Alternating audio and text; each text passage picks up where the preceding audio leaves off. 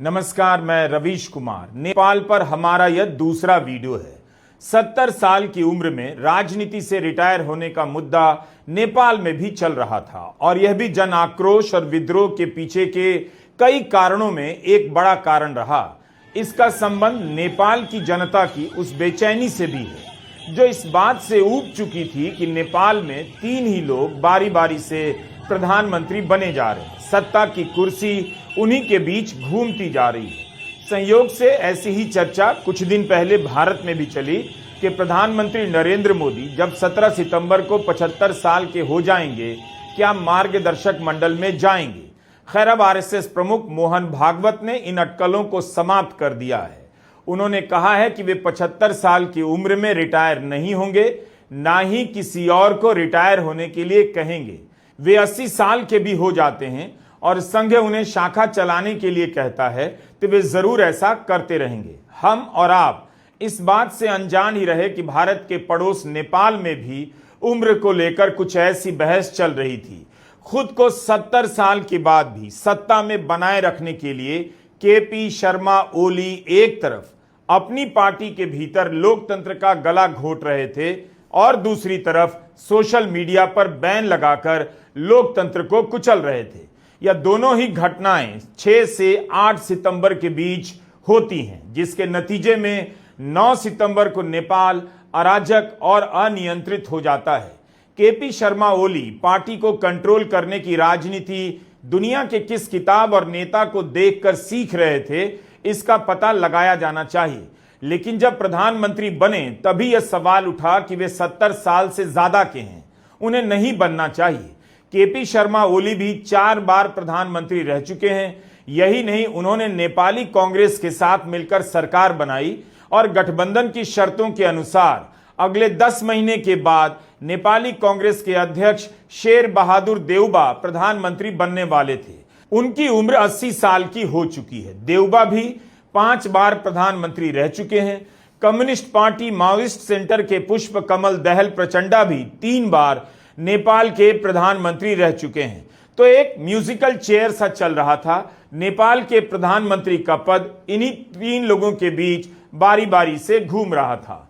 8 सितंबर को जेनजी के प्रदर्शन को लेकर सब बात कर रहे हैं, लेकिन एक दिन पहले 7 सितंबर को केपी शर्मा ओली ने क्या किया उसे आप नजरअंदाज नहीं कर सकते। ओली ने पार्टी को अपने कंट्रोल में लेने के लिए ऐसे कदम उठाए जिसने जनता को आगाह कर दिया, उसका सब्र टूट गया कि यह आदमी कब तक सत्ता में रहेगा। 7 सितंबर को केपी ओली की पार्टी सीपीएन यूएमएल ने अपने आंतरिक संविधान में संशोधन की घोषणा कर दी।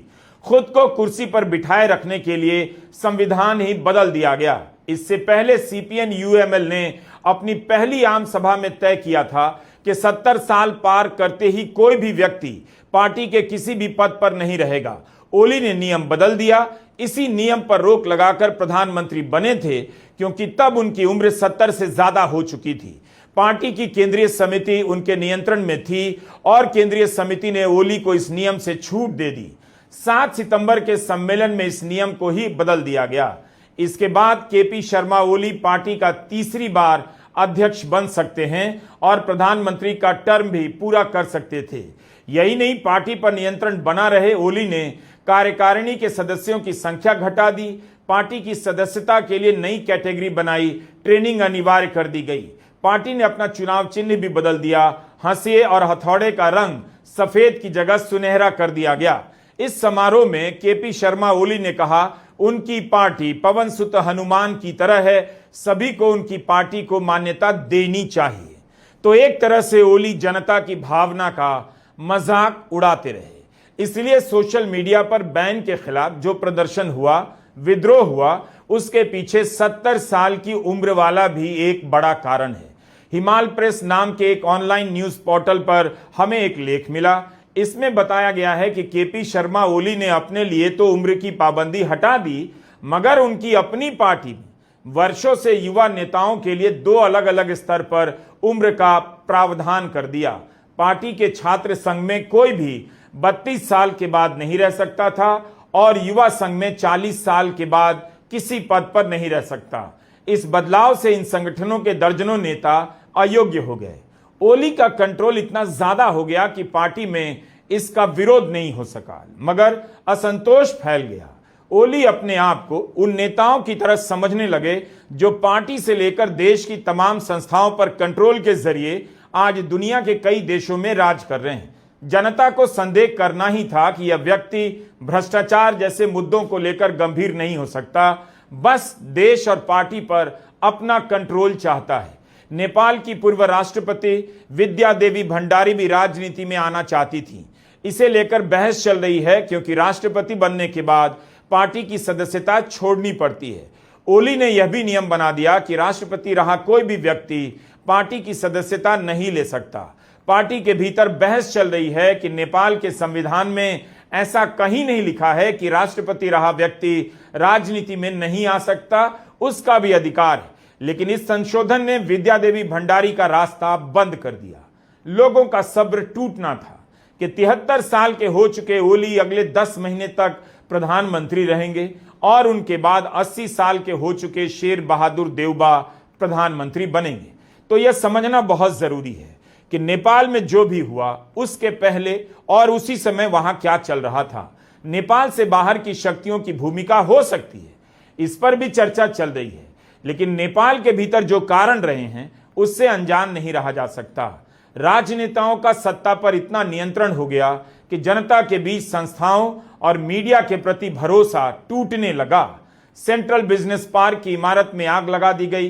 इस इमारत में कांतिपुर टाइम्स, काठमांडू पोस्ट दोनों का दफ्तर था। कांतिपुर टीवी का स्टेशन पूरी तरह जला दिया गया है।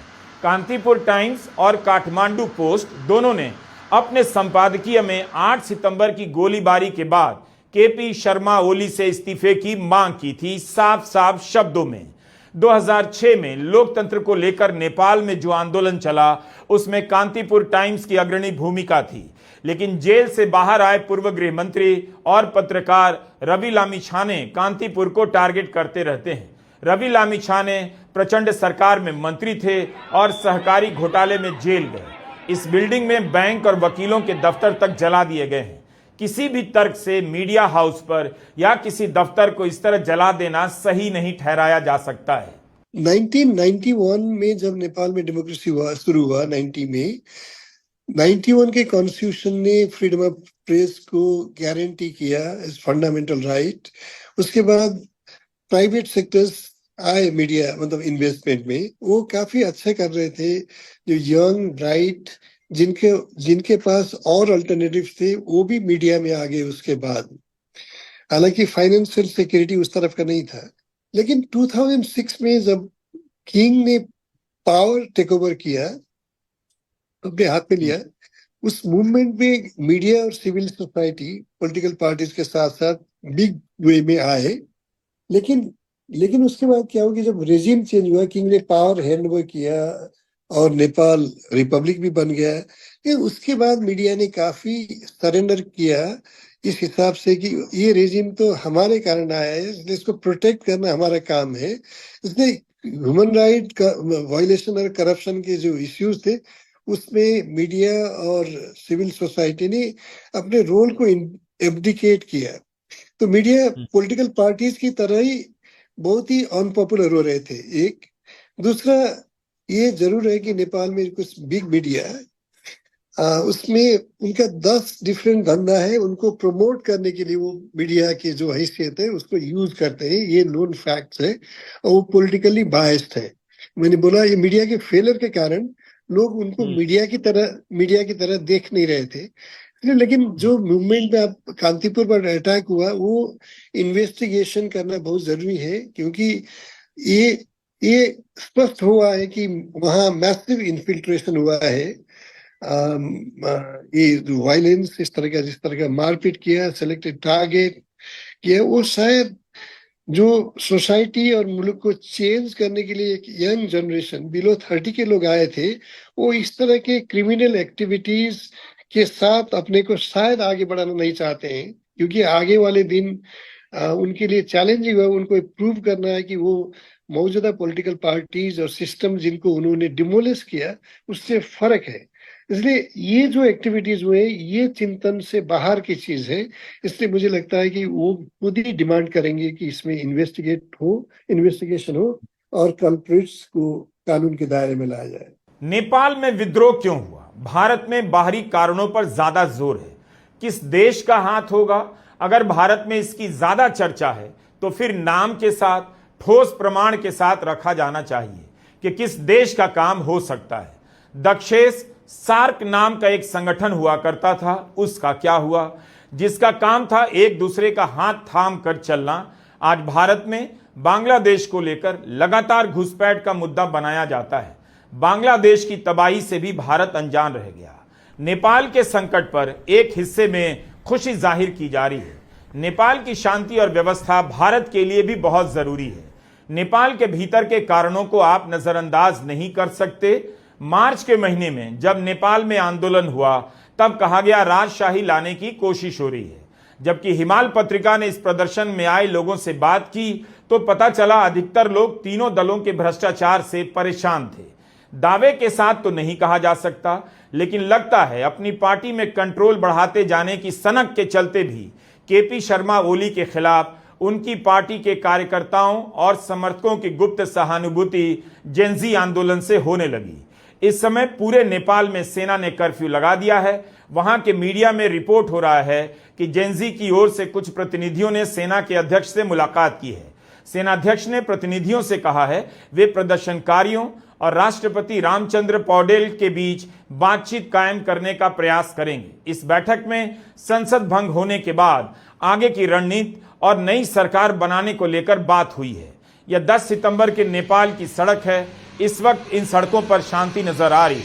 कल तक भ्रष्टाचार और भाई भतीजावाद को लेकर जो गुस्सा था, उसकी जगह लोग अब इसकी चिंता में डूब गए हैं कि नेपाल में 9 सितंबर को जो हुआ वो क्यों हुआ, क्यों इसकी ऐतिहासिक और सांस्थानिक इमारतें जला दी गईं, किन लोगों ने ऐसा किया। जेंजी प्रदर्शनकारियों ने एक आधिकारिक बयान जारी किया है कि वे लोग इस हिंसक आंदोलन से अलग होने जा रहे हैं। हिंसा उनका मकसद नहीं। उनका कहना है कि हम तोड़फोड़ और आगजनी में शामिल किसी भी व्यक्ति या संगठन के साथ नहीं हैं, ना शामिल हैं। जेंजी ने साफ कर दिया कि वे किसी राजनीतिक संगठन से नहीं जुड़े हैं और मौके का लाभ उठाने वाले राजनीतिक दलों के खिलाफ भी हैं। काठमांडू पोस्ट की यह हेडलाइन देखिए, जेंजी ने कहा है हम या नहीं, दिस इज नॉट अस। इस रिपोर्ट में लिखा है कि जेंजी के 3 बड़े सोशल मीडिया समूहों ने इसे लेकर अपने हैंडल से बयान जारी किया है। जेंजी नेपाल, हामी नेपाल और हाउ टू देश विकास नाम के 3 बड़े ग्रुप्स के अलावा कई लोगों ने पोस्ट किया है कि वे देश में हो रही हिंसा में शामिल नहीं हैं, बैंकों के लूटे जाने की घटनाओं की निंदा करते हैं। मीडिया में रिपोर्ट है कि नेपाल की 18 जेलों से 6000 कैदी भाग गए। जेंजी ने कहा है इसमें उनका कोई रोल नहीं। हमारा यही मानना है कि नेपाल का जो भी भावी नेता हो वह किसी भी राजनीतिक दल का नहीं होना चाहिए, स्वतंत्र होना चाहिए, जिसका चुनाव ईमानदारी और योग्यता के आधार पर किया जाना चाहिए। यह सब जेंजी के बयान हैं। उन्होंने साफ किया है कि उनकी तरफ से अब आगे कोई आंदोलन नहीं किया जाएगा, कहीं भी प्रदर्शन की कोई योजना नहीं है। हिंसक आंदोलन से अलग होकर नेपाल की युवा पीढ़ी ने समझदारी का काम किया है। जेंजी को समझना होगा कि हिंसक आंदोलन अराजकता लेकर आता है, इससे तानाशाही आती है। जैसे ही कोई आंदोलन हिंसा का रास्ता ले कुतर्क करने लग जाए, गुंडा तत्वों को मौका मिलता है और कोई जनता के आक्रोश के बहाने सत्ता में आ जाता है, जो हमेशा बाद में कॉरपोरेट का गुलाम निकलता है। हिंसक आंदोलन से सरकार भले बदल जाए, व्यवस्था कभी नहीं बदलती। ऐसी हिंसा के बाद या आंदोलन के बाद जो भी सरकार में आता है, सबसे पहले भविष्य के आंदोलनों की संभावना को कुचल देता है। नेपाल के जेंजी अब अफसोस कर रहे हैं कि उनके आंदोलन में गुंडे घुसाए और हिंसा हो गई। उन्हें भी अपनी जली हुई संसद और सुप्रीम कोर्ट की इमारत देखकर अब अच्छा नहीं लग रहा। नेपाल ने 9 सितंबर को देखा, वह केवल नेपाल के लिए नहीं बल्कि पड़ोसी देशों के लिए भी चिंता का विषय है। सभी पड़ोसी देशों का हित इसी में है कि लोकतंत्र कायम रहे, शांति रहे, संसद से लेकर सुप्रीम कोर्ट तक निष्पक्षता से काम करे और उनके प्रति जनता का विश्वास बना रहे। हम आज जो गुस्सा देख रहे हैं उसकी चिंगारी संसदीय चुनाव के समय ही सुलगने लगी। भ्रष्टाचार के आरोपों से घिरे होने के कारण किसी प्रमुख दल को बहुमत नहीं मिला, मगर आपस में गठबंधन कर फिर से यही सत्ता में आ गए जिन्हें जनता हटाना चाहती थी। मगर उसी चुनाव से नेपाल में बदलाव की हवा बहने लगी। काठमांडू के मेयर बालेन शाह की जीत को भी इसी कड़ी में देखा जाना चाहिए। कोई राजनीतिक अनुभव नहीं, किसी दल का साथ नहीं, लेकिन सारी पार्टियों को हराकर बालेन काठमांडू के मेयर बन गए और अब इनके प्रधानमंत्री बनाए जाने की चर्चा चल रही है।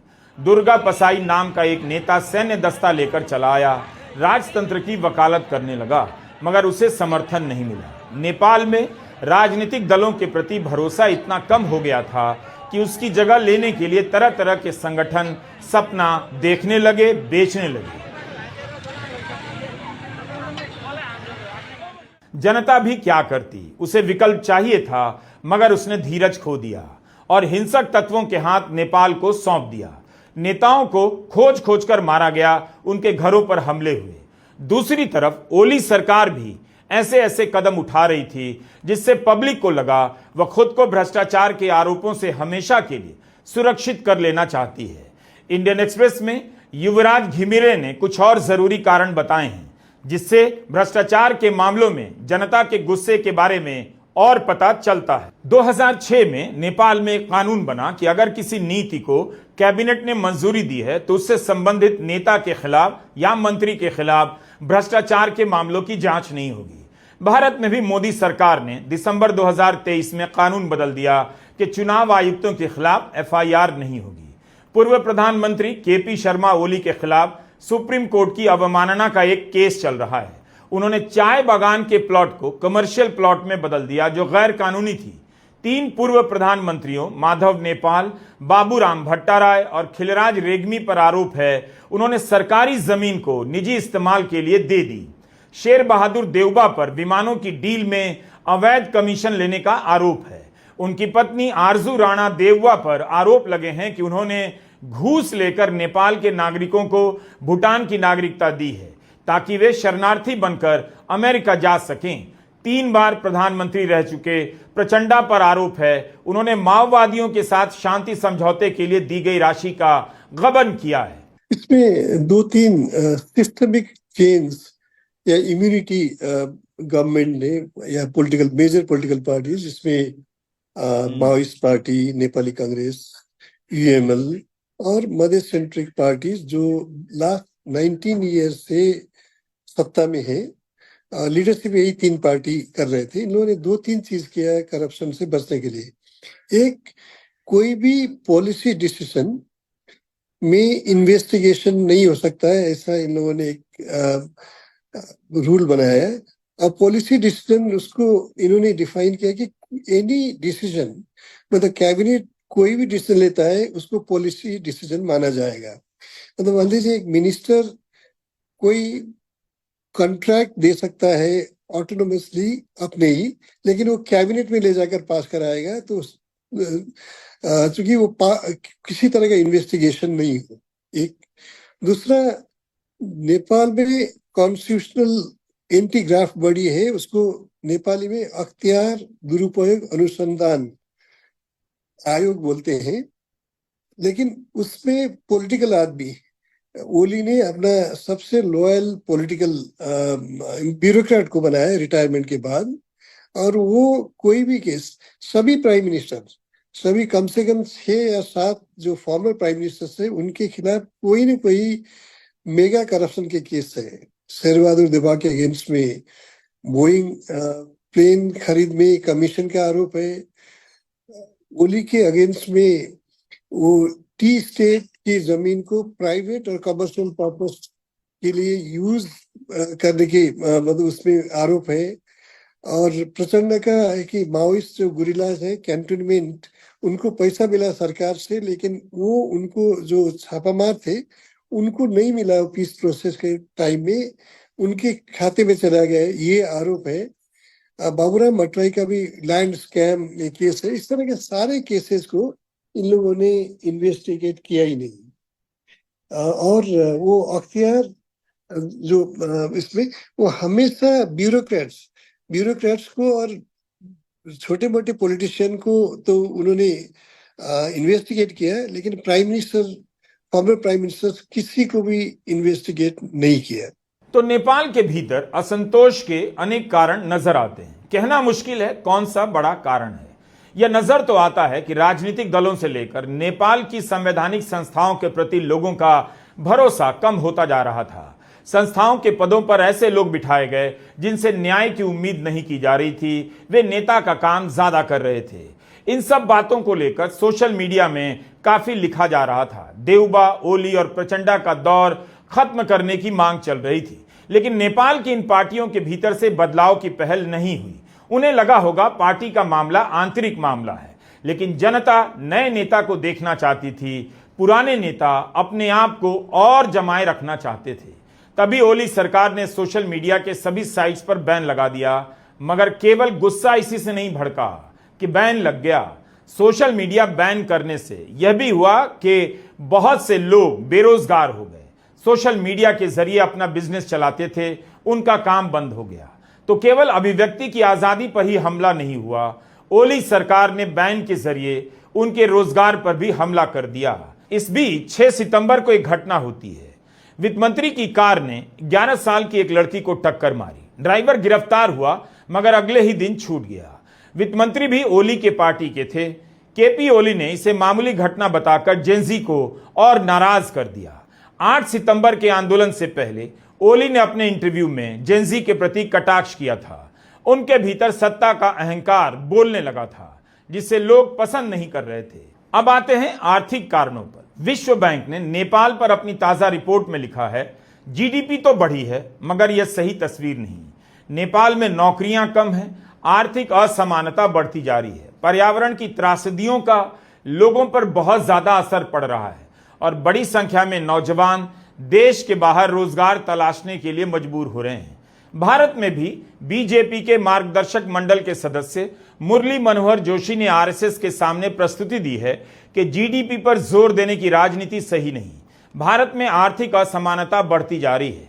खैर, हम बात नेपाल की कर रहे हैं। जिस वक्त नेपाल की जीडीपी पिछली तिमाही के 4.3% से बढ़कर 4.9% हुई, उसी समय नेपाल में हुए जनविद्रोह के पीछे आर्थिक कारणों को तलाशा जा रहा है। नेपाल में भी जीडीपी के आंकड़े दिखाकर ओली सरकार अपनी पीठ ठोक रही थी, लेकिन जमीन पर कुछ और दिख रहा था। कोविड के बाद से नेपाल में बाजार मंदा पड़ गया। बैंक सस्ती दरों पर लोन दे रहे थे, मगर लोन लेने वाला कोई नहीं, क्योंकि निवेश तभी होता है जब मांग की संभावना होती है। इसका सीधा मतलब है जनता के हाथ में रोजगार नहीं है, पैसे नहीं। दूसरी तरफ रोजगार देने वाले उद्योग धंधों का विकास नहीं हुआ। बैंकिंग और रिटेल जैसे सर्विस सेक्टर में अब रोजगार मिलता नहीं, तो इनके विकास के बाद भी जनता में बेरोजगारी बढ़ती है। नेपाल की अर्थव्यवस्था रेमिटेंस पर आधारित है। नेपाल के बाहर काम करने वाले लोग विदेशी मुद्रा भेजते हैं, उसे रेमिटेंस कहते हैं। विश्व बैंक की रिपोर्ट कहती है कि रेमिटेंस के बावजूद देश में नौकरियों का सृजन नहीं हो पाया। इस कारण लोगों का पलायन जारी है। नेपाल के 82% लोग असंगठित क्षेत्र में काम करते हैं, जो स्थानीय और वैश्विक औसत से काफी ज्यादा है। इसका मतलब कम पैसे पर काम करते हैं। नेपाल में टैक्स ज्यादा है और सार्वजनिक सुविधाओं का हाल बुरा है। इस रिपोर्ट को पढ़कर लग रहा है भारत की रिपोर्ट पढ़ी जा रही है। बहरहाल, इन सब के बीच नेपाल की जनता यह नोट कर रही थी, उसकी आर्थिक हालत खराब है, मगर नेता मौज में है। जो एलिट है उसका कुछ भी नहीं बिगड़ रहा। जाहिर है गुस्सा भड़कना था, मगर अफसोस वहां हिंसा हो गई और वहीं की जनता ने अपनी संसद और सुप्रीम कोर्ट को जला दिया। यह नहीं करना चाहिए था। इससे उनका जो गुस्सा था, उनकी जो भी मांगे थीं, अब लंबे समय के लिए पीछे चली जाएंगी और भ्रष्टाचारी इसकी आड़ में फिर से नया जीवन प्राप्त कर लेंगे। लोकतंत्र में मुद्दों को अंजाम पर पहुंचाने के लिए लंबे समय तक धीरज रखना पड़ता है। जैसे ही आपने होश खो दिया, हिंसा की, आपके हाथ से सब कुछ निकल जाता है। नमस्कार, मैं रवीश कुमार।